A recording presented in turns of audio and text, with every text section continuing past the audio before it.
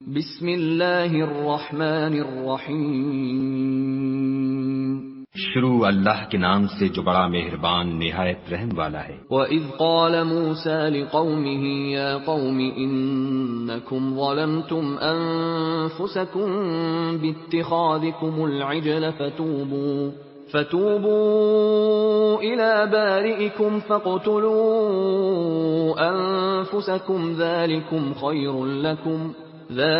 خَيْرٌ لَكُمْ عِندَ بَارِئِكُمْ فَتَابَ عَلَيْكُمْ إِنَّهُ هُوَ التَّوَّابُ الرَّحِيمُ۔